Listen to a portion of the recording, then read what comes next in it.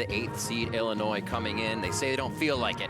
We'll see if they can prove it on the Rift. Go Hammond. Everyone go Hammond. Go Hammond. Everyone follow in. Follow in. We got this. We got this. We win. Run down mid. Run down mid.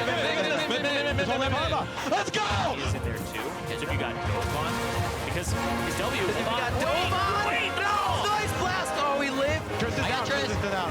Yo, clean him up and then go. Clean him up and go. Run down mid, maybe. Yeah. Go top. Go top. This could be the game as they are losing West on the bottom side of the fight. Prototype fighting, doing what he can. Illinois will move on in the collegiate championship. Many would put Columbia College as the heavy favorites coming into this matchup today. Just about 1,000 health between these bottom 3 members of Columbia, and he's gonna go in with the last breath, and he silences Dallas. Triple kill, looking for the quadra. And the inhibitor Cosmic Radiance goes down as we're focusing on the fight. Shockwave hits 3 again. Look at Evan RL. He's going to TP there. The double TP is going to come through. Get into the base. Evan RL's in. We remember this is actually what happened last game. Evan RL teleported into a stubby. Absolutely deletes Johns. They thought they had the fight at Barron, but Columbia, they're going to look to be facing off against Illinois in the next movement of the bracket, and Columbia College will take down UT Dallas.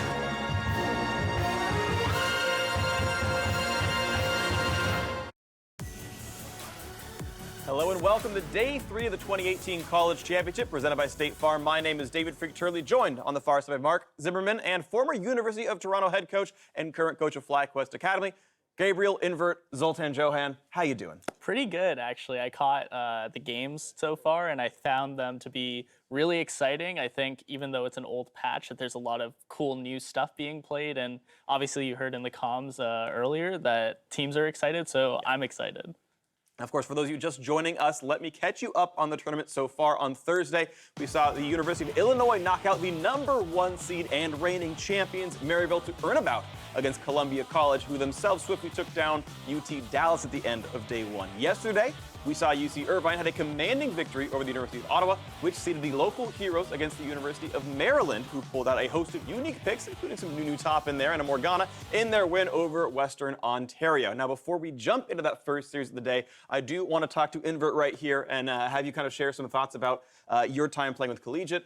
Most recently, you were the finalist of this tournament at the University of Toronto, coaching that team. Yeah. And the first thing I want to talk about is the fact that some of these teams and some of these schools have actually fleshed out varsity programs, UCI being a good example of that one.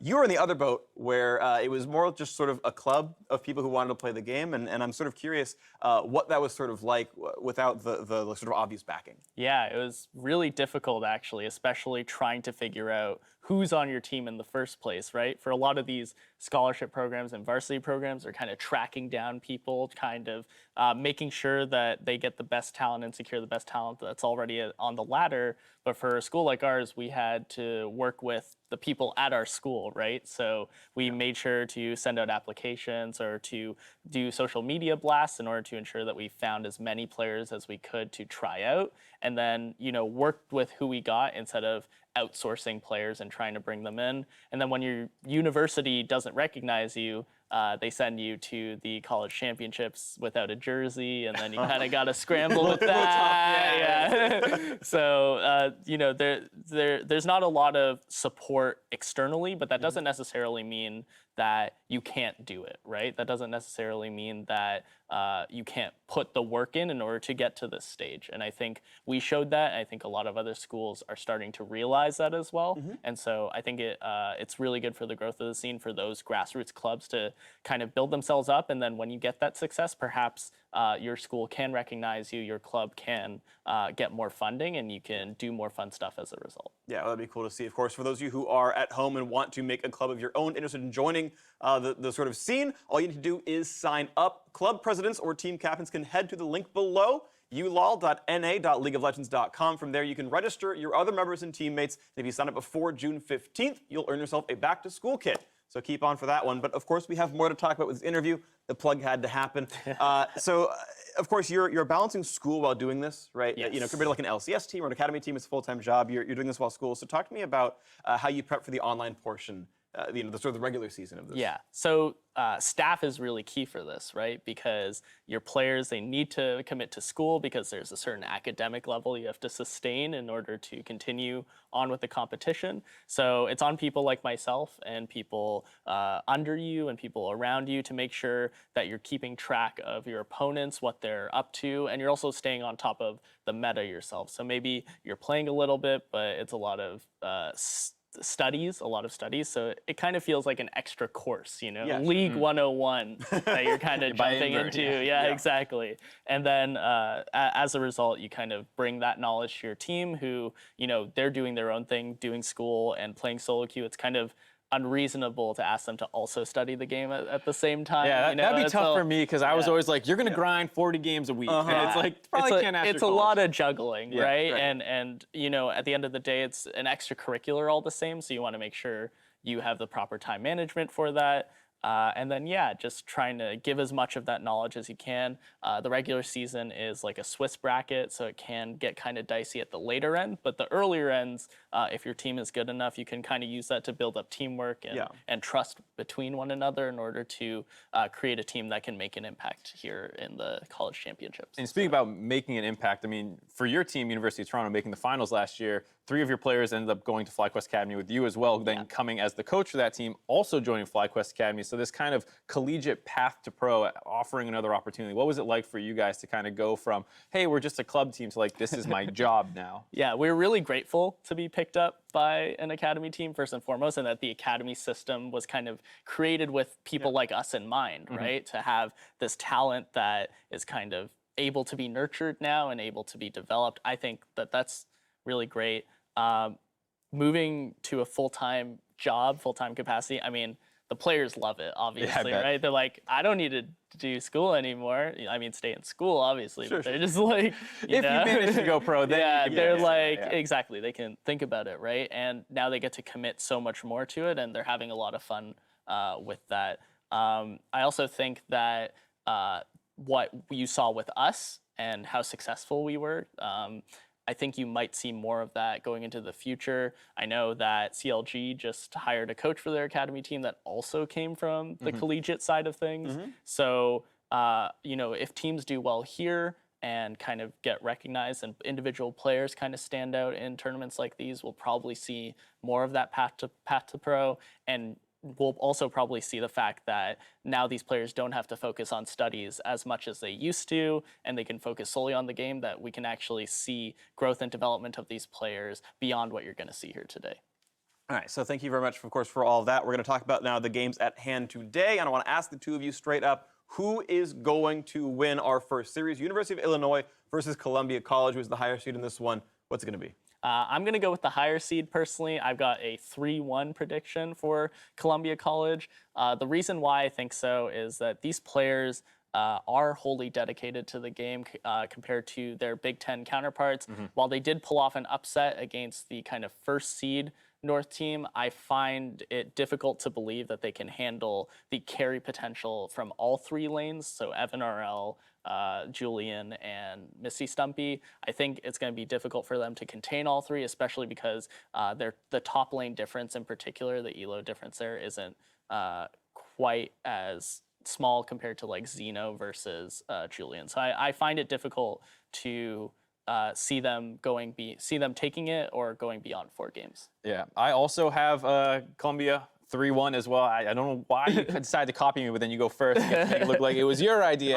Yeah, absolutely. But like you're saying, I liked a lot of what I saw at Illinois versus Maryville, especially the fact that they came back in some of their games, which you don't see a ton of in collegiate. It feels 100%. like. So that was really impressive to me. But at the end of the day, it sounded like there were some difficulties Maryville was going through in terms of like having to swap their jungler out and things like that. So I think Columbia is much more put together. And while it's nice to come back when you fall behind, you don't want to be in that position in the first place. And I think Columbia will be a much harder team to come back against. All right, so your predictions are both for Columbia College. Let's talk about specifics now. Before we do send it off to game 1, I want to bring up an old NALCS classic.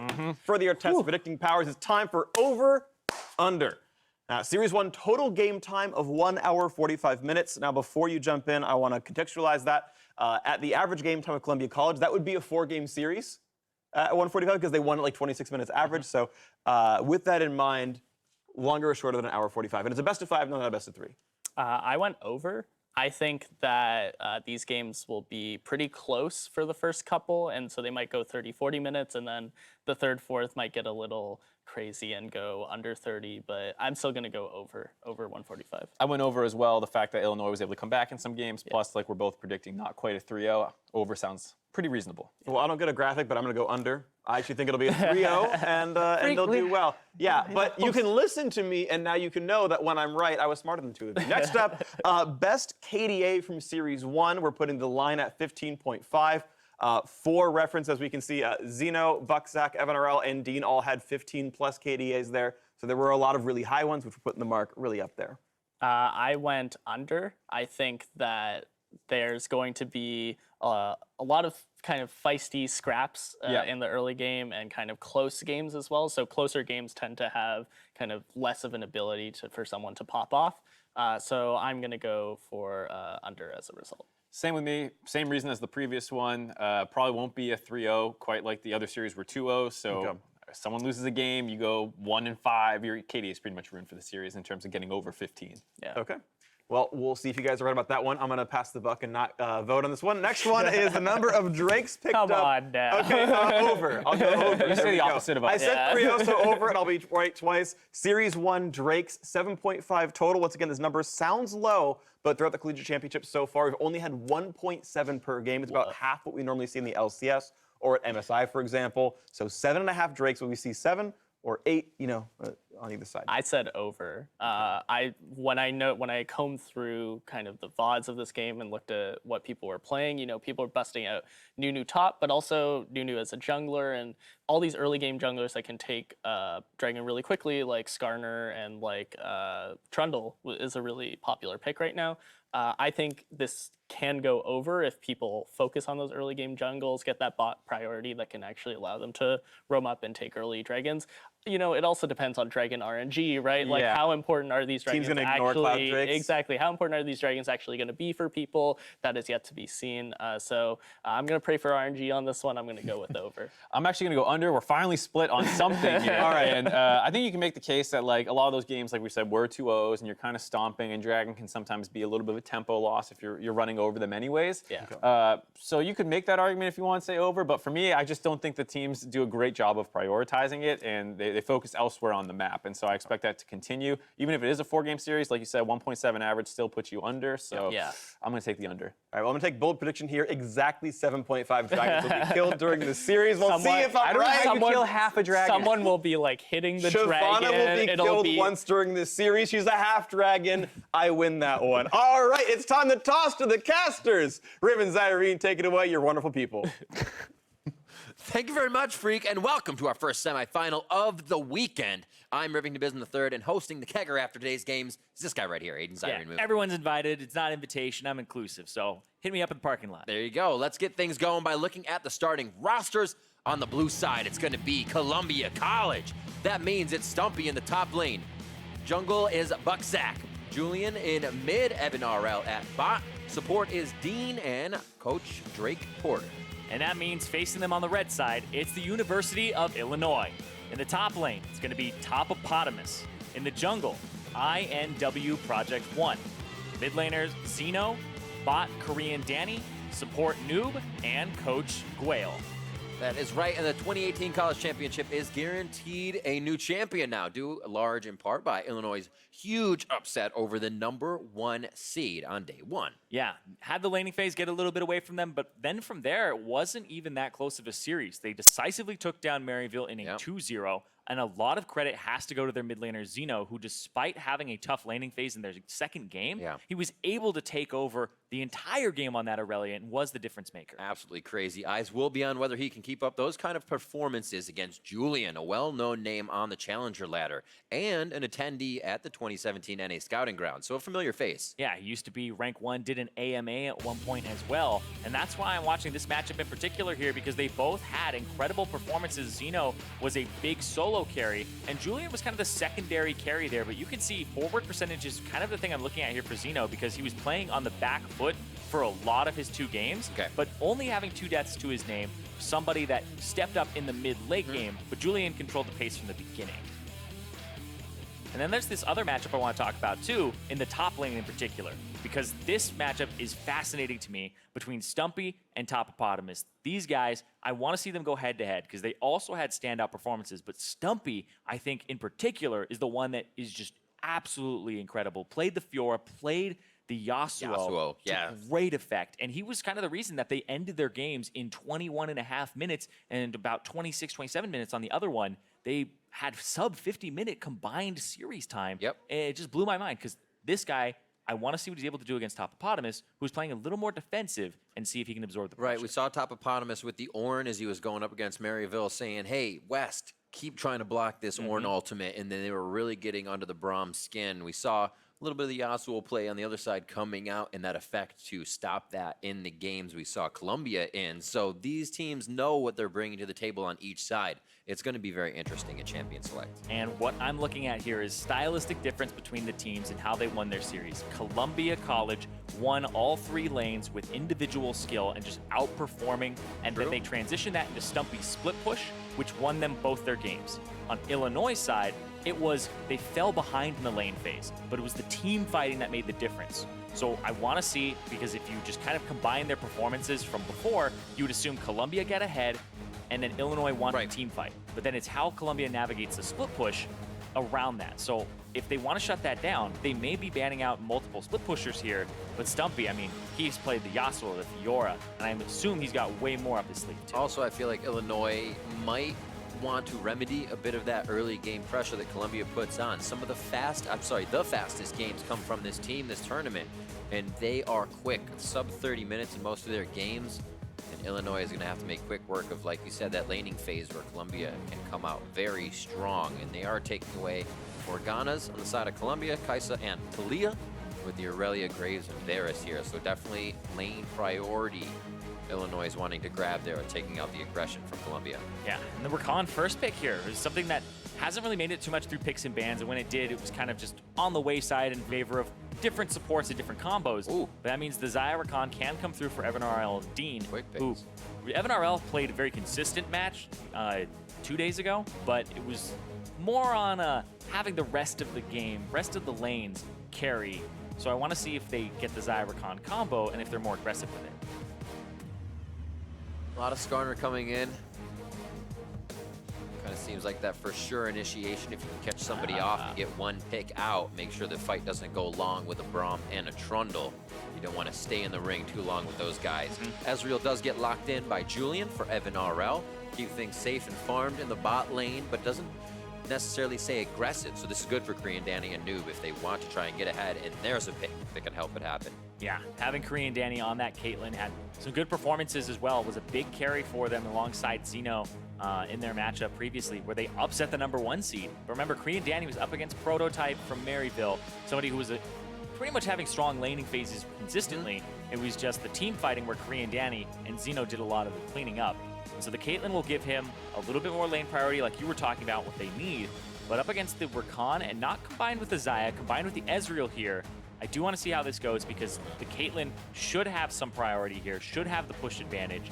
And it comes down to the Ezreal landing a lot of those skill shots. Oh, the Galio and then the Yasuo getting taken away from Stumpy. They say, we do not want to see that again. He was getting triple kills around the map with that pick in the top lane. Rise taken away from Zeno. That Talia is already off the map. We saw how much damage he was able to do with it. And Ornn gets away from Topopotamus on that one. I feel like that's a good last ban for Columbia with how well Topopotamus can start these fights and make things happen on his own terms with that champion. Yeah, because we saw that the Ornn was what the Yasuo was played into, and you could win wall it. So if you have the Braum already, and then you ban Yasuo, there's nothing left in the game really that gets rid of the Ornn ultimate unless you can stop him from headbutting it. But to actually just dissolve it, there's nothing left, I believe. Yeah. So that's a good ban there from Columbia to kind of see that coming. The Swain. Lane pain. Swain's actually still rather good. It's funny because he was really powerful for a while, where he was kind of like first picked, but then it got to a point where people said, okay, I think there's a lot more in the meta that you can potentially play. And then there's like first pick priority like Kaisa, and we're seeing Aurelia in that same category. So Swain is kind of like, he used to be the cool kid on the block, and now he's just like the secondary or the third cool kid. So he's way down that tier list. You still invite him over, though. Yeah. Oh, yeah. Last pickup here, it is going to be a mid laner, I believe we see coming in for Illinois. Already have that support. Swain to the top, possibly. No, it's going to be the top lane. They decide to swap it up. And actually seeing the Cho'Gath, should have figured that was going to happen. Another tank to the top and Swain to the mid. And we have our teams for both sides. 50 seconds on the timer here. Patch 8.9. Remember, as we head back onto the Rift for the Collegiate Championship. See, Cassiopeia was locked in. Haven't mentioned much about that yet, but Julian can keep himself nice and sustained in lane and just keep Zeno from roaming around. These two will probably have a pretty fun lane, but maybe quiet.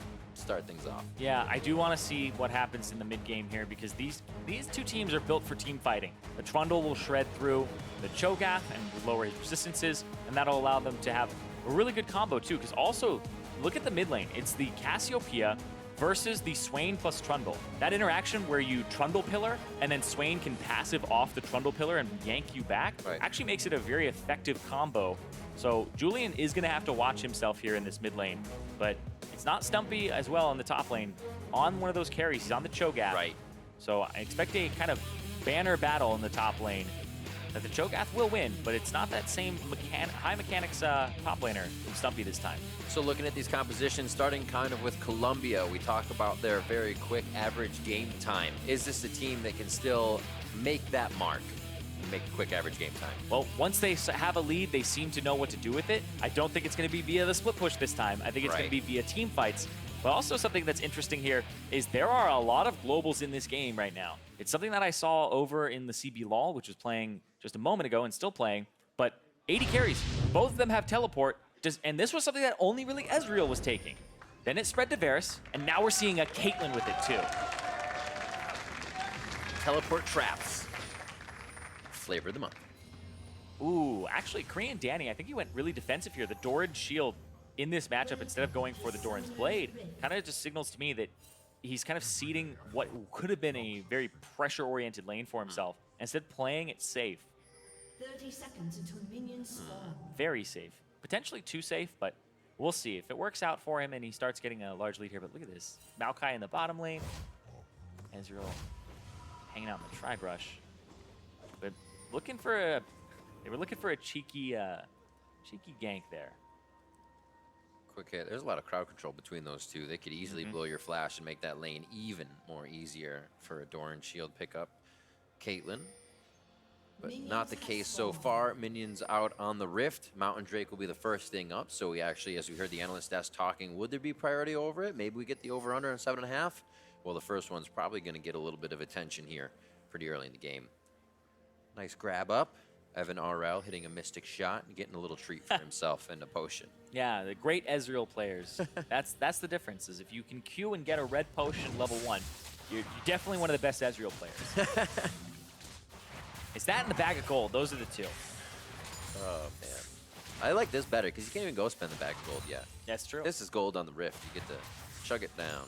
Yeah, it's 10. It's And 11. Sorry, more. it's 11 AD at level 1, which is a huge difference. So if he pops it and starts going aggressive, it can actually make an enormous amount of difference in that lane if they go for an all-in. Just a bunch of Qs back and forth. I think everybody has Q level 1 in this lane right now. Oh, great. Attack, damage, and hits. Almost gets the concussive blows to hit, but Noob does not follow forward. So starting things off, Korean Danny feeling good about that damage as they just go back to farming. No one trying to kind of step too far forward here as we start things off on the day. Kind of shaking off the cobwebs, get going. Yeah. Down bottom, it looked like level 2 came out about the same time. Of course, the Relic Shield lane will typically get it a little bit sooner, just so you can pop a minion, get rid of all that HP. Evan RL and Dean. I think this lane is actually slightly pushing for them, so Korean Danny, they could freeze if they wanted to, or play defensively. But I think they are actually in a good spot. I think what Caitlyn wants to do is just kind of bait them in, but hold on, here's the combo maybe. Pillar, boom. There's the grab back. Julian not looking too good on this. He actually can put the damage onto Zeno, but he wants to get on the other side. His minions give him a good wall of protection there that would have damaged Project 1. But now the flash on mid lane. Great pressure coming in from Illinois. Yeah, and that's what I was talking about, the pillar into the yank there from Zeno. Didn't actually land, I believe, the pull on the way back from the Swain. So didn't get the enormous lockdown on Julian. He kind of got to hold on to his flash for a little bit longer. But that is the flash still down. I mean, repeat ganks are still a very real thing, which makes it quite easy to land that E from the Swain afterwards. Especially before Julian gets 6. Cassiopeia just slithering around. Very easy to take down with a pillar coming in from Project One's Trundle. Playing the bottom side of the map where he has some vision now, so he can be safe, but also you kind of give the other team information of what's going on. Bucksax will re-enter. Probably had top side before he goes for his Krugs as we get a little fight bot lane. Dean getting back for the defense, and nice job for the continuation on that. There's only a few minions they have to walk through, and continued damage from Korean Danny. Lane priority here to Illinois. Yeah, he's doing a fantastic job here. The Qs landing from Noob, and then just the combo. They had the lane kind of pushing towards them, which is where you want it to be as the Caitlyn, because you're going to be able to win a lot of these range trades. You force Ezreal to walk up, and then he just eats a boatload of damage. As you can see, Evan RL with the teleport, able to get back to lane and get that tier very early on. And not miss out on ACS either. So I was just going to say that. Should be able to nicely pick these up. Dean can grab a few for himself and get towards his upgrade for his quest. Becomes difficult if you're getting pushed back in lane, so it's always good to be able to get back and get those certain amounts of gold so you can get vision on the map. Columbia College uses that very quick to keep pushing forward. Keep Stumpy safe, but like we said, this is one of those team fight games, so we'll see if that vision game for them changes a bit. Bramble Smash, Topopotamus, very slow farming up here. I'm sure both of these guys want to actually fight, but you gotta do what you gotta do. yeah, you gotta do it for the team. I know Stumpy wanted to play more carries. We saw him earlier when we were getting into makeup, and he was saying, got to play the Yasuo. I want to play Yasuo again. He wants to play more. They threw 2 bans towards him, the Aurelia as well as the Yasuo. And then it was the red side for Illinois, so you had to kind of worry about counter picks and whatnot. It's interesting to see if it'll happen the other way too, because Zeno has a pretty terrifying Aurelia. So once they get on blue side, that is also respected. A bit of a shared champion pool between different lanes isn't something you always see going through the different updates through the game. Tears trough, if you will, for Julian and Evan RL here as they stack up. Probably not going to try to put too much aggression on the map, knowing their power is lacking at this point. But the vision is being pushed forward here from Illinois. Much more pink ward vision down towards that dragon so they can keep control of this possible Mountain Drake. And you have to worry about Julian a tiny bit. Without the flash, easy repeat gank for Project One as well as Zeno. And you also have to worry for the rest of your map, because if your mid laner is falling behind and being pressured in, then that means the rest of the map, because this guy has teleport, is at risk. And so if the Swain gets to roam, there's no way the Cassiopeia matches. So it puts your side lanes at risk. It's why mid lane is one of the most important roles and has always kind of been the one that was in charge of wave clear, because you're central to the map. You clear waves faster than the other person. They have to play League of Legends underneath their turret, and then you get to go to other lanes. That's why TP started getting picked up too in the mid lane a long time ago, is to try and match that and make it so you aren't just completely outplayed when you get pushed in. Project One, early dragon for himself. Tiamat on top of his machete to start things off as he gets Scuttle Vision as well. And that priority pickaxe bot lane, and you said for mid, dragon is theirs. Yeah, it's funny because I want to talk about the Tiamat a little bit, because this was something that Trundle didn't do in North America. And I was talking with, I believe it was Spawn about this over at MSI, and he was like, yeah, I thought Korea does it too. It's like, look at the games, nope, nobody really does it. And then the LPL came in with it. They spent money on Tiamat, and then everybody goes, oh wait, Tiamat's actually really good on Trundle. And it just actually kind of changed how people built Trundle so that they could farm up their Raptors faster and actually just keep up with power farming junglers like Olaf and Starner. So I like the adaptation here, and you can see he's actually at that really good CS point right now, 46 to the 39 in the jungle for the Trundle. So he's off to a great start here, and he's already secured the Mountain Break, which will help Illinois a lot when they get to the mid-game. And like I said, I think this is a game that's going to be decided by mid-game, because Columbia College, I don't think they have dominate lane champions, and both teams are built for team fighting. Well, we already got an Infernal next, so somebody's going to be fighting for it. I'd like to see that. A lot of these Drakes are going to take priority on the game. 8 minutes on the clock right now with just that 400 gold lead in favor of Columbia College as they start things off around the map. Good pressure. He's gonna have to actually. I don't think. Oh wait, he'll continue this recall because he has teleport. Ah, okay, never mind. He's going to wait for more gold. Okay, I said you could.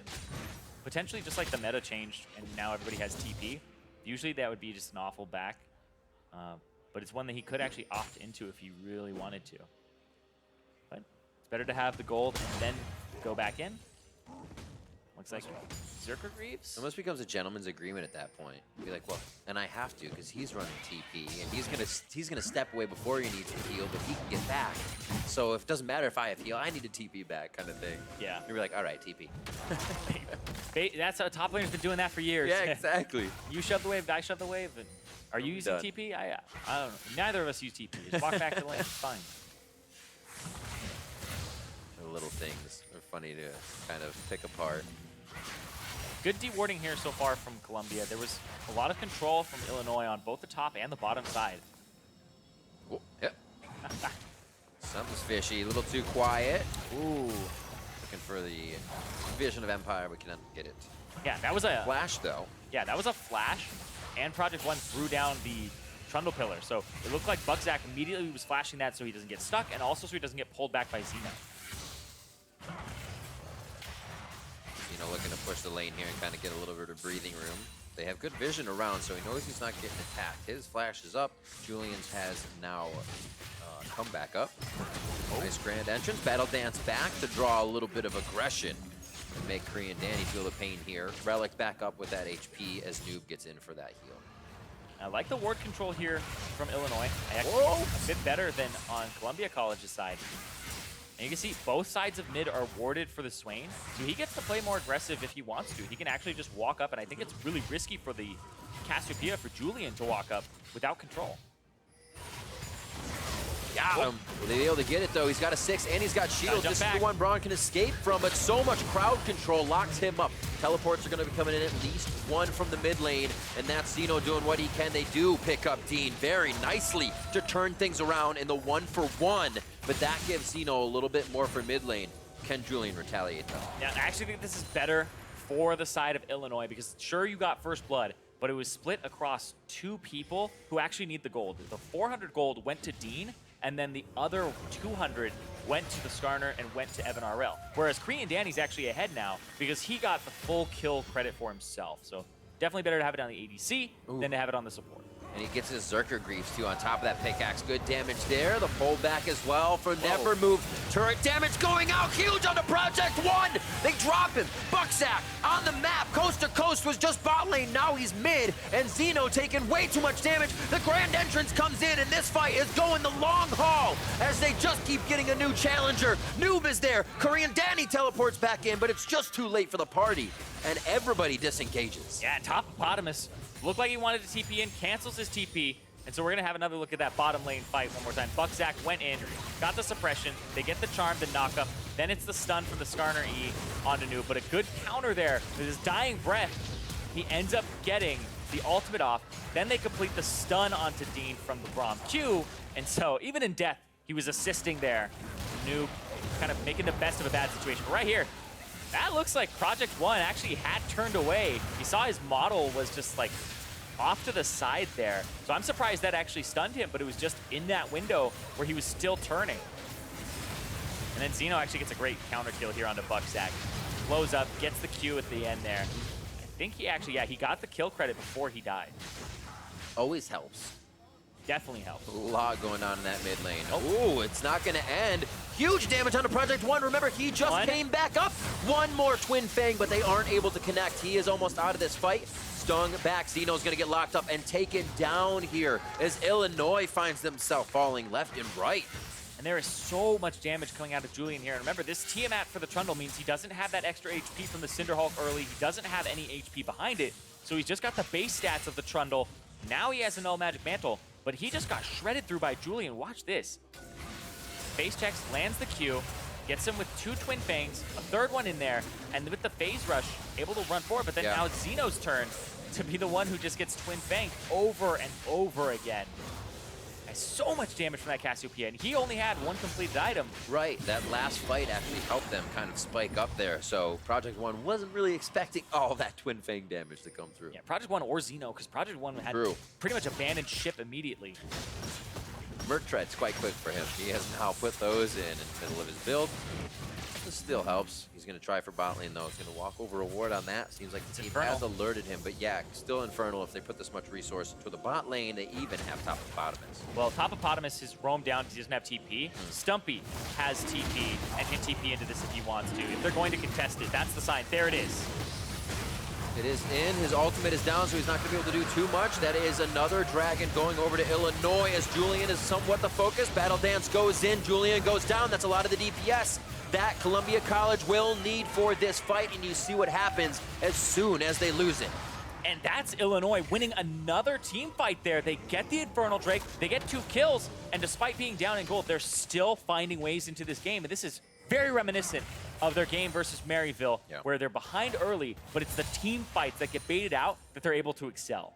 Pulling the trigger when they get the chance and making everything happen when they want it. Here, we'll see this one more time. Yeah, watch, the TP is pretty late, but then Dragon goes down before TP even completes. But watch how Dean on the bottom side here tries to get onto Korean Danny. This Rakan goes ulties, goes in, gets knocked up by the Braum. So he doesn't get to touch Korean Danny, who gets to just throw out all of these headshots during the fight, and he gets to pick up some kills himself. And that's going to put that Caitlyn in a fantastic spot with the IE completed. It's quite rare that you're not able to cause chaos as you get in with the ultimate from Rakan. Feels like you're almost invincible sometimes through all the things you can get through and get out of. But that time, they had his number. Yeah. Very nicely done. Noob in particular. He's had two really good Glacial Fissures this game that have stopped Dean in his tracks. That one there that got Dean killed and stopped him from actually going after Korean Danny. And then the one before, where with his dying breath, Noob was saying, I'm taking you with me. Banners are out. Banners are used. I think those ones are down already, unless they went to a different lane. So far, they have really nothing to split. So they're probably just taking them out as they come. Noob and Danny to the bot side here to try to protect the turret one last time. Well, fun thing about the double banner in the top lane here is there's minion dematerializers on both sides. Oh, it's true. They do have some left. Yeah, so Topopotamus has 4. Stumpy hasn't used a single one. That's for late game, because the Cho'Gath can handle the banner of command by ulting it. It's not magic damage, it's true damage. So he's doing 1,000 damage to this thing, and that's why Cho'Gath wins pretty much all of the banner of command battles between other top laners, because they don't really deal any damage to it, and he deals a boatload when he has the beast. Evan Orel staying for one last shot. A very smart choice to back off by Korean Danny and Noob. Flash and Stinger are up for Bucksack, so that would have been a very quick pick. The thing that Columbia College is looking for over and over. They rotate back the lanes. Looks like vision will just be laid down in the river. No one having too much forward vision. We'll see what this next fight brings us here. They've kind of just been going all out in mid and bringing the fight to Zeno and Julian over and over. Yeah, trying to bring that fight to Zeno and Julian, but really, the last time that they fought was when it got turned around by Julian. Julian was able to come out on top, got him back in the game, and again, they're going to kick him. That one to Zeno this time, maybe. One last Fang. He's not going to get taken out. Actually heals up through that nicely, or I should say, survive nicely. Oh. And passing through quite a bit, guarding shields and all, and Zeno's able to cut back to the left, so it sweeps over his shoulder. Murman is finished from Evan RL. But that was just the ignite and ult for Zeno's flash, so they may be able to go in for a rinse and repeat. And 16 and a half minutes in, completed Muramana there, second tier on the way for Evan RL. This is actually pretty crazy. When you're looking at the team like Columbia College and saying, okay, they were winning through split pushing and now they have to win through team fighting, they're still winning through superior macro overall and farming an individual skill. And Illinois, they got back into their game because they were behind, but they still found the right team fights. But even after that last team fight, it looks like Columbia College are saying we are still playing correctly, and they're just going back to their macro strategy here. And that's something that I like to see from a team in a neutral game where Columbia College, if all things are even, how do they get ahead? They got those 2 turrets immediately after they lost the fight. They didn't let the pressure up and said that was a mistake, but they still have control of the game. And Illinois needs to find ways into the game that are, I wouldn't say creative, but I would say that have to be more than just what they've been doing with team fights. More than waiting each time for the Drake. There's too much for Columbia College to gather each time they're saying, hey, there's something else we can corner them into, we can get a good fight and make sure Project One gets it and we get out. Doing that just allows Columbia College a little too much room each time, and we see as the map falls apart, those dragons may now fall in favor of Columbia College as well. The wards now falling. Pushing forward is Buck, Zach, and Julian as wards encroach farther and farther into this side of the map. Question marks towards the top side. Looks like they were going to prioritize a little bit, but let's say blue first, and then we'll go party top lane. And I think that the other worry here too They say no party at all. The other worry here for Illinois is the scaling. I just think the Cassiopeia scales better than the Swain, and I actually think that the Ezreal with the double tier build spikes in the mid game harder than the Caitlyn does, but the Caitlyn will eventually overpower the Ezreal. But at the 3 items, double Zeal and IE, I actually favor the Ezreal with the double tier items and the Trinity Force. I just think it's so much damage, it's so much in terms of defense, but then when the Caitlyn starts getting more AD behind her, I think that she's the superior one in the very late game. But I don't know how these tanks in the front line are going to hold up against Cassio. No, Julian. that catch, but a great gaze as she fires back with the ultimate. Julian saves himself. Bucksack wants in, and they're able to get Noob, gets himself out quick with that CC crowd control tenacity, and now he gets himself dead. They lose Bucksack as well. Stumpy's getting turned on. If Dean can get into the fight, get that gleaming around, and very nicely done. Charms up 3 members. Korean Danny firing in from the side, though. Look at him. He is currently untouched, and he's been trying to hit the front line. Very, very tanky people so far. He's going to be able to take down Stumpy with one last chase, maybe? No, they're going to say, we need to clear out these waves. We actually need to be very careful with Julian and Dean. And what a scattered fight to start things off. Julian wanted it, then they turned around, and I think with Buck Zach's initiation, everything kind of went chaos. Yeah, ended up being a 2 for 2 there, and like you said, it was the TP from Stumpy that I think turned it a bit there for Columbia College, where he was able to actually get that kill to start them off and turn it around. But now, once again, they immediately go back to macro play. And you can see Caitlyn, I think he's on the Mountain Drake. Yeah, Korean Danny's on Mountain Drake, but they're losing their top turret simultaneously. But double Mountain, that's huge for Illinois. Because if these Mountain Drakes went over to Cassiopeia, you know the Cassiopeia is going to try to do Baron. You could 2-man it with double Mountain Drake Cassio. So now with all the outers down, Columbia College have control of the map from a pressure standpoint, and they can control the minion waves to shove them further, which allows them to do Baron and kind of make it so that the double mountains from Illinois may not be something that's actually a factor here. But Killer into pull, 3-man stun. You saw Project 1 turned around that time. Then the TP comes through, the flash pull from Bucksack, and then it's the silence into the Nom that gets Noob. And they traded Bucksack for that one. Both junglers go down, and Stumpy almost drops. But it's just the help of Dean, the backup, and then the root onto Evan. Oh, Evan looks like he went for the flash there, or like went for the E at the very end, but it still wasn't enough because he got pulled. Because the Swain E is actually AoE. You think it's going to hit the first person, it actually hits multiple people when it explodes. And so the Ezreal got yanked back in, and that was the end of Evan, even though he's on that Ezreal, which is rather safe. Mid laners stepping up to do the damage in these fights. You can see the bite from Stumpy coming through. Actually, I don't know if he actually bit anybody. Yeah, he did. He got Noob. You're right. He did. But yeah, we talked about both the top laners and we talked about both the mid laners. A lot of actions happen around that mid. Decent amount from these top laners. Julian, another gank. Have his flash to get out of this one. Petrifying Gaze is back. 200 HP to Julian. A great shield as he gets the battle dance. Is he still alive? This is a fight that could be cleaned up, though. Dean low. One last hit. Wow. Coming in from Zeno. A little bit of shock and awe. Stinger comes in as they spend a little bit too much time on enemy lines. And it looks like Stumpy trying to get in. Oh, gets stopped right with a great pillar coming in from Project 1 to fizzle that one out. But this is a never-ending battle, back and forth. You have to be ready to go as soon as you hit that mid lane again. Whoa. See? Forward. Never-ending. Again, twisted forward from Topopotamus. Throws back to Nature's Grasp for a big hug, but Evan RL has space to work. Stumpy might be strong enough for the team to help. And Bucksack is heading around saying, we may not want this full fight. There's too much coming back. And Caitlyn has too much distance for me to get in without flash. So they pause once more. I think we get a chance to breathe. But look at the vision that Illinois has been able to put down through this area. It is cleanup time as we rewatch the replays. Yeah.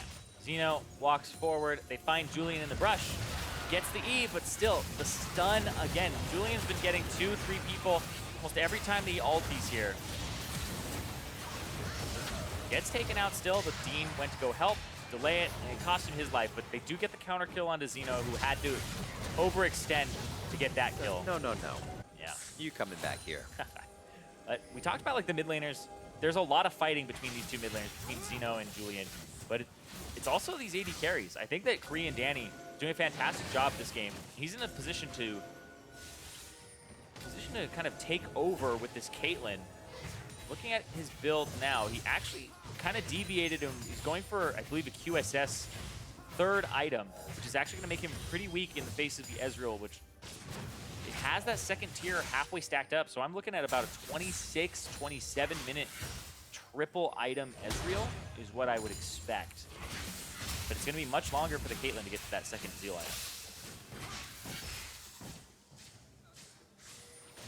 Question was, could Zeno put up the same plays as well as Julian? Could he stand up against that? It seems like it's coming down to it. They hit Zeno with a few bans in mid lane, back to the Swain, still being able to put out a few roams and pressure for the team. Korean Danny 3-0-4. Almost able to put out that damage, but also eyes on his counterpart, Evan RL. A lot of damage, as you say, that last item coming through for Ezreal. If they can keep him protected, as well as Julian hitting these ults, they have a lot of damage to continuously throw in these fights. Yeah, and there's the QSS coming through from Korean Danny, Noob, and Zeno. It's all about making sure the Skarner tax is paid. The QSSs are there. It's true. That when Bucksack flashes and ulties, he's going to have to go after Project 1 or Top Hippopotamus, which, hilariously enough, are actually his most likely targets, because they're the two melees that want to be on the front line. The Braum still, he does want to be on the front line as well, but these other ones are kind of bigger ticket ones that can't get away once they're in. You pull the Trundle in, he's in. You pull the Braum in, he might be able to get out, put him in a position where he's already blocking, etc. But still, it's like the two most likely in terms of like priority. You're probably pulling the front line in. You always feel bad as Braum when you're using your shield to kind of protect yourself. You're like, oh, it's only for me. Oh my word. Well, they get the cleanse out there first. As we said, the shield is for the team, though. He can stay there and a little too far for Dean as his grand entrance is shut down. They can no longer battle dance the fight on Zeno. He goes down quick. Great shots from Evan RL and Julian. That was the focus right onto the middle DPS. Top Hippopotamus falls next. Korean Danny's on the back line, but he is shooting steel walls at this point. Stumpy's hardly taking damage, as well as Bucksack. And Evan RL and Julian are making quick work of health bars. Yep, and I think they have the Cassiopeia and they have the Ezreal. It's time to get that Baron. Columbia College, they're going kind of for the jugular here, saying it's time to get that Baron. They're the ones that don't have the mountain breaks. Columbia College has those fast game times. This is what kind of escalates from that. Shows it 5-minute Baron. Yeah. Wasn't just a fluke that they had fast games. They know macro. And this right here, I thought it was going to be a very clean fight for Illinois. They don't have the Swain there, but the pull, the QSS, but watch Dean goes in, doesn't quite get Korean Danny again, and he just gets popped. And so they continue fighting here. Noob doesn't really hit anybody with it. Drops, and they pull in Julian, but he still gets the ultimate off. And everybody is just pounding damage, and Julian is untouched because he got that great ultimate off. And then Evan RL is just slinging damage that whole time on top of it. Woo. Now he's at that 3-item spike. Yeah, those two big damage dealers did so much in there. Julian's positioning, that's what makes you one of the top challenger players. Yep. The Sky hit rank 1. That's not something that you do from, just duoing or, having your role be strong. Yeah. He's got really good positioning there. I saw it on the side where he knew his limits, where he was pushing himself and saying, I can be here with no front line in front of me, off on the left side of mid, pumping out the damage, and that's what makes the difference there. It's good for him, and it's terrible for the opponent, too, because they have to put themselves in an incredibly dangerous position just to even think about attacking him. Exactly. And it really works on both ends. And it's incredible because he's doing that, and it means that he doesn't really necessarily need, like, the best team behind him, right? Where a lot of people are like, I can position forward when my front line is there, but he's seeing those opportunities. And that's almost like that solo queue mentality, right? If my positioning is good relative to my team and they're blocking for me, we can win this game. But if you could find those things without the team, then that's what's going to carry you in those games and make it so you don't rely on just having good teammates. So I'm seeing that from Julian here, seeing the maximization of his DPS on this Cassio and knowing how to play forward. Woo. It hurts when you feel like your poke is almost healing the enemy champions. There's some good damage onto Julian. That's what they want to see. The redemption comes out, though, from Dean. They stay safe for now. Bucksack's going to spread a little thin here. Almost gets himself caught. That was an interesting escape. But they have control of the jungle. It seems like they're trying to kind of reel in University of Illinois here to see if they'll make a mistake. But they're staying safe inside the base. Yeah, remember they used to break the base open by baiting Baron and having split push simultaneously for Columbia College. Right here, that's going to be the side wave clear for Evan RL, killing the caster minions on the top side of the map, which is not going to actually be a full push to the turret, just a little bit closer. And they're kind of going for 2 to 3 lanes pushing. And it's rotation down bottom. So Stumpy back on split push duty right now will threaten the mid turret as well as the rotation. And that's some good damage. Top bottom is taking a lot here. It's the Ezreal with 3 items. Evan RL taking a little bit more than he would have liked for a second. Good hit onto Julian, no chase there. They know they have a petrifying gaze looking right at him if they try to chase. And they'll back off. Summoners are looking at Stumpy's flash, Buckzak's flash down, and everything except for Project One's flash up on the side of University of Illinois. So a lot of possibilities for plays here from the damage dealers and tanks on the side of Illinois. Man, that is a low cooldown on that True Shot Barrage. It's not even level 16 version, but it's going down. Seconds. It's going down. And he keeps throwing out those Qs. Yeah, he's got the 20%, or sorry, the 40% CDR from the 20 from Trinity, the 10 from Seraph's Embrace, and then the 10 from the Ionian Boost of Lucidity. So he's already at 40% with those 3 items. Yeah, the macro game's just been on point here. Now they're at a 10,000 gold advantage, and they haven't lost a turret. Columbia College have all the outers and inners down, and they haven't lost any of theirs. They just have to give up 3 Mountain Drakes and an Infernal, which is how Illinois can get back in the game. But the Mountain Drakes have actually done nothing for them, except help them take more Mountain Drakes. That's it. Because they haven't been able to get to these turrets. When they get to them, they will shred them. But up until this point, the number 1 and the number 2 Mountain Drakes have done nothing for them, because they haven't got even really scratched these turrets. But that influx of gold is going to be amazing. Yeah, if they can get it. If they can win a team fight, then that means they can shred the Baron in a few seconds. They can get these turrets down. Like, when you have triple Mountain, your push becomes you can end the game by running it down mid with the team. Don't promote that, Cyrene. 56.5 to 46.8. 10,000 gold here for Columbia College. They don't have any of those Drakes. Actually, something that Maryville was able to get quite a bit against them as well as they went through that. I'm sorry, that was versus Illinois. So as I mix up my team names. Yeah, but Illinois, like you said, they were able to get the Drakes pretty consistently, even when they were behind against Maryville. And it happened again here. They like to focus that Drake down. They like to use the mid priority in their support and bottom lane, even if they're behind, to go ahead and group up and get the Drakes. It's a kind of a high priority on it. Yep, seeks convergence for Dean. A little more extra damage and safety for his partners. Probably that Evan RL or Julian got that. Probably Evan RL. It'll be interesting to see if he switched it up to anywhere else. University of Illinois considering what could have kind of gone wrong in this game. Seeing a lot of pressure happen in the mid lane, maybe too many forced fights, which is credit to Julian and also credit to University of Illinois. They had fight engagements onto Julian that said, this guy should be dead. We should be able to get it. But he has been able to slip out of these fights, making them error engages for University of Illinois. And it's kind of hard to correct that when the other guy is just able to get out. Oh. The double flashes there was the flash and the flash simultaneously from both junglers, because Buckzak, he knows that Project doesn't have a QSS. He's the prime target as the Trundle. One kill at this point. You're good to go.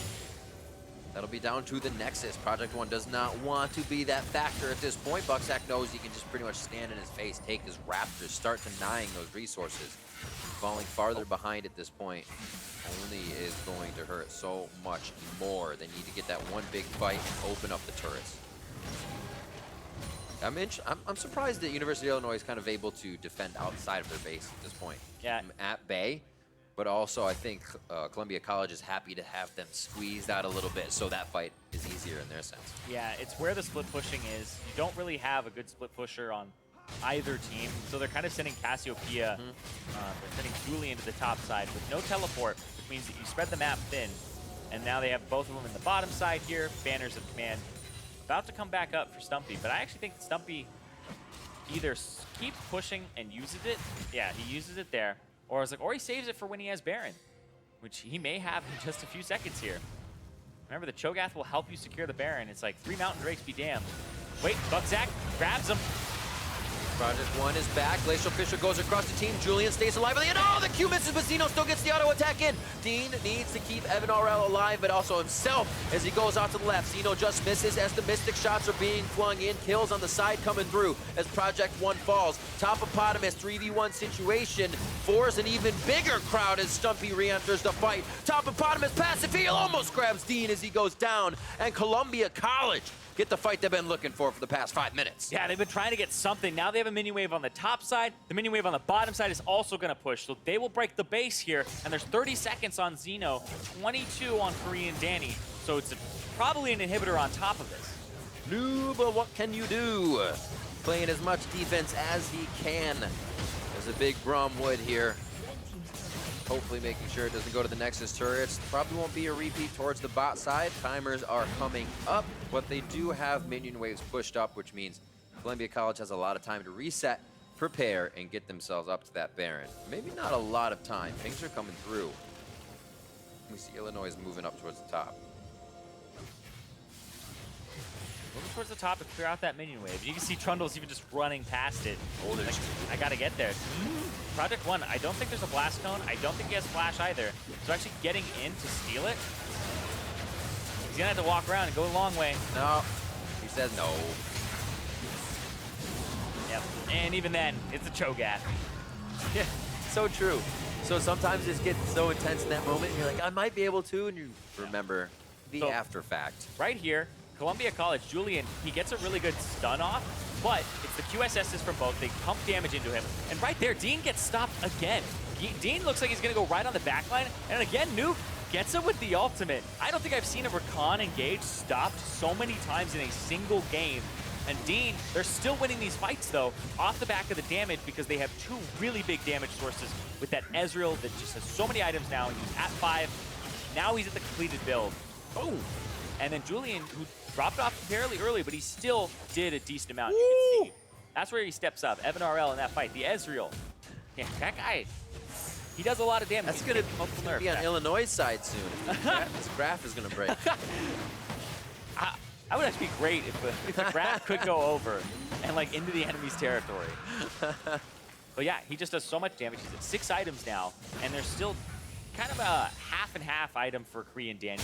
USS and the last. Stumpy caught though. Stumpy very caught. It looks like he tried to get a little help from Julian there. Is that Petrifying Gaze? Yes, it is down. A very good bit of breathing room here as Illinois may be able to move a bit. I don't even know if they get breathing room because Columbia College gets to put pressure on the bottom turret. There's this gigantic minion wave on their Nexus turret. Nexus turret. And so Topopotamus, he has to back. He has to try and clear this wave. I think he might lose turret. He does lose turret while sieging. Boom. They're still losing them. They're still ceding these objectives. Or I guess losing these objectives in their face. So watching Stumpy go down, my eyes were drawn to the bottom with all the chaos. And they were like, yeah, because we have man number 6 on the top side playing the Nexus turrets. They know exactly what they're doing, playing off the ball perfectly here. And that ball has been the minion wave on the top side, all ready to enter the base again. So that's going to give Illinois something to think about here as they are multitasking to keep this base alive in every single lane. Yeah, it's kind of like the whole house is on fire and you got to put it all out. You even saw TP was coming back right before this replay started. Stumpy walked up, doesn't have vision control, even through the gargoyle stone plate. It's like, I gotta try something. There's the Petrifying Gaze. That time it only stuns Topopotamus. Yep, it was a TP from Evan RL to actually get back out on the map. So he's just constantly trying to keep this pressure up. Make sure that the team has the momentum because they've hit level 18s on both Evan RL and Stumpy and close for Julian. But still level 16 for Korean Danny, still 16 for Zeno, and Topopotamus just hit 17. So you don't get much stronger than this for Columbia College, especially for Evan RL. There's still 2 items to go for Julian, but Evan RL with that 413 CS, he is not going to get stronger at all from this point. Absolutely gigantic right now. What does he have? 18,000 gold to himself. Korean Danny has 15,000 right now, so quite big pockets here for Evan RL. Let's go for the triple inhib. Mid-turret. Have the Baron and whoa. Oh, straight back. Was that onto Julian? He gets himself to safety. Nature's Grasp back into the team, so they're locked in inside the base. I like the thought, but can they make it work? Xeno, huge hits coming in as he throws down the stopwatch. Evan RL trying to feed in the Mystic shots and still thread that damage through. Great defense from the front line. Top of Potamus doing what he can with Danny and New behind him as a huge wall, and it looks like Evan RL can't get to the targets he needs to. This might be Danny's. He's got to turn him back and forth. No, he does go to the right. He finds it, and Columbia College come out on top after a very extended fight. They find the base of University of Illinois, and now they own it. The Nexus, the last thing in their eyes, is they take game 1 in our first best of 5 of the day.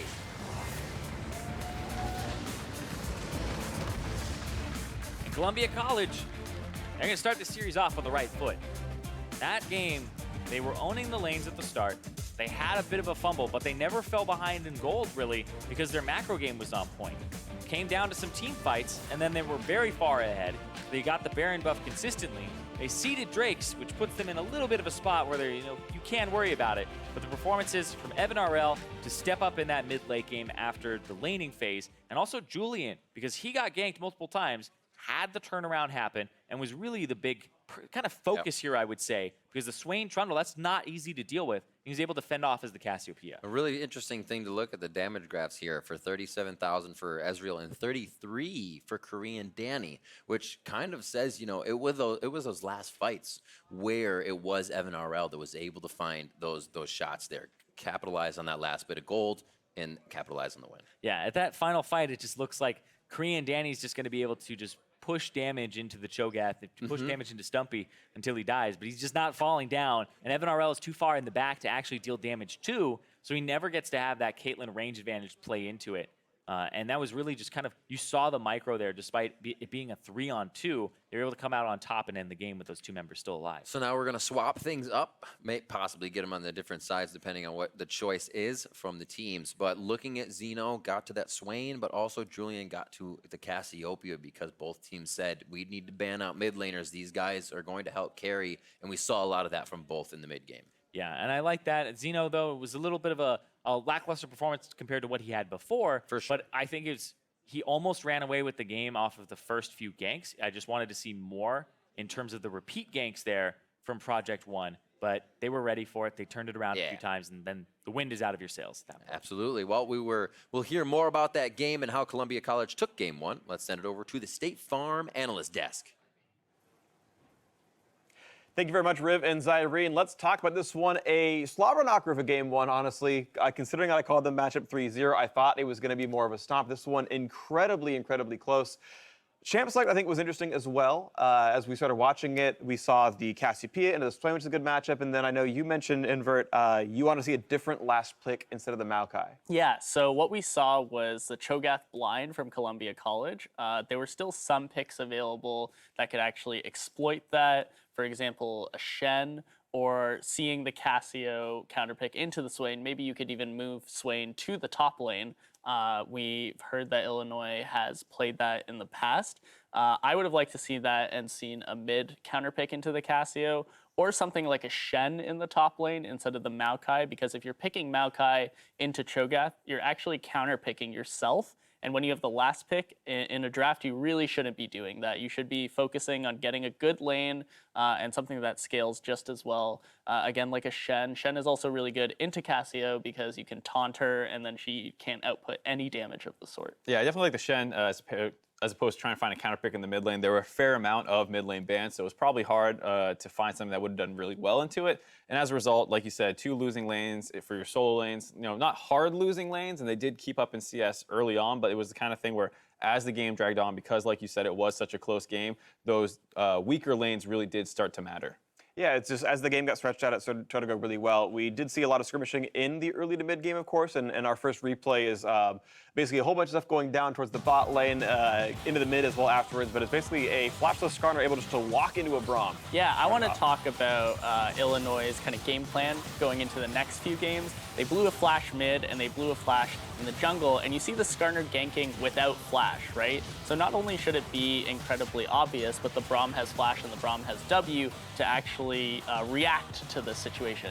They're on land, they're on like the 8 ping, they should be able to do that. And you see here an attempt in the repeat gank in order to make sure that they get this Cassio, but she actually has flash up when they're doing this, right? So what actually ends up happening is that they bait themselves into a really bad fight. They're lucky to get out with a 1-for-1 just by virtue, or 2-for-1, sorry, by virtue of the Swain blowing up in their faces. But, you know, Illinois, they made a lot of good moves early in order to blow those flashes. They trade jungle flashes, which is way better for the Trundle than it is for the Skarner, and they get the Cassio flash early. I want to see, moving ahead, their coach and their game plan to be focused on exploiting those lanes without flash. It's really important, too, because they had really good dragon control, so they were able to grab over the course of that game. Oh, boy, did they. All right. So I'm probably wrong about the dragon number. We said under 7, or I said under 7.5. That's probably not going to happen after a 5-dragon game. But it was really important for Illinois, given the fact that they had 3 Mountain Dragons and an Infernal, but the fact that they weren't able to, like you said, exploit these flashes meant that they didn't take a turret, I think, the whole game, aside from maybe one right at the very, very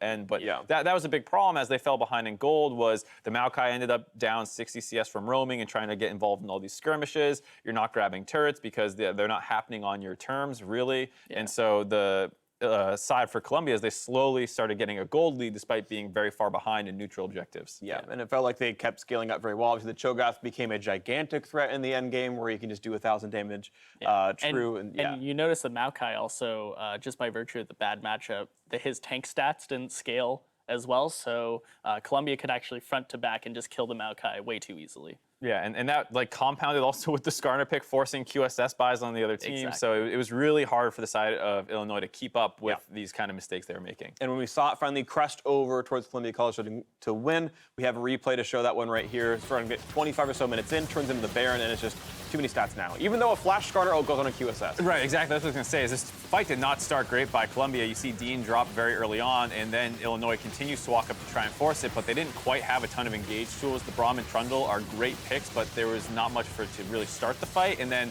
the Cho'Gath, he just is getting pelted relentlessly, but not much to really actually kill him because Caitlyn had to go QSS, the Swain had to go QSS, Braum also had QSS, and that puts them even further behind when they're already down 3 or 4K about when that fight happened. Yeah, not even Trundle helps with that, even though it steals resist. Like, you're just not able to pump out enough to keep up with the front line of Columbia College. So in the future, again, try to accelerate that game as fast as you can so Illinois can take a game or two, or even the series.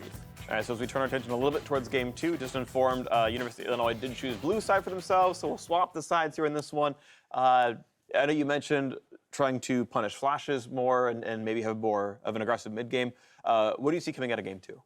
Game 2, I think Illinois, the strategy was working, right? Early game, it was very solid. Their lanes were holding their own despite the kind of double counter pick. Again, it's just about being the aggressor, making sure that you know you have the advantage and not being scared to take fights. They're on stage, so obviously there's a little bit of potential stage fright or land jitters or whatever you want to call it. Sure. But just making sure that you're able to say, like, be the same team that you were going into this tournament, that you were when you were playing online, when you're playing solo queue. Be the same kind of person to say, like, I can be that go button, I can make that play. I want to see that out of Illinois this time around, because even though they were taking dragons, you know, that Infernal is a great example of them just being like, we are pulling the trigger and I am going to Maokai ult this Cassio and we take 2-for-0 in an Infernal. I want to see more of that coming out of Illinois, because I think they can, if they become as proactive as that situation, they can take this series. What do you think about going the blue side here? And I know this is not the patch you've been scrimming on with your academy team. It's a pretty different game. We've been talking about that. Yeah, you know, social media has been. So I know it's not quite what you're used to seeing recently, but do you think one of the sides has an advantage here, which is especially interesting with Columbia College banning out Kaisa on the blue side? Yeah. So I don't know if you think one of the teams has a specific advantage on one of the sides. I don't know if Columbia has like a certain Kaisa issue, like maybe they're unable to play it. But I think that if Columbia continues to play blue side, it's actually really bad for them because they have a Kaisa ban, and also they have the opportunity to get double counterpicked. It didn't happen in this draft, but the opportunity is there, and I think that could be a big issue in future blue side games for them. All right, we'll see how that turns out. Of course, we're stepping away for a short break. When we return, University of Illinois attempts to strike back against Columbia College in game 2, so don't go anywhere. See you in 3.5. He's got a 6 and he's got shield. This is the one Braun can escape from, but so much crowd control locked him up. Look for Cap. Pillar. Hit him once. I got him. All right, tight downward. Play together. We're calm down. Reset. Okay, keep going. Go. Okay, look at Q up. I got R. I'm peeling. Swing. Nice. No just misses as the Mystic shots are being flung in. Kills on the side coming through as Project 1 falls. Q on K. Nice. Okay. Caitlin, nice. All right, nice. GG. Just wait, say GG.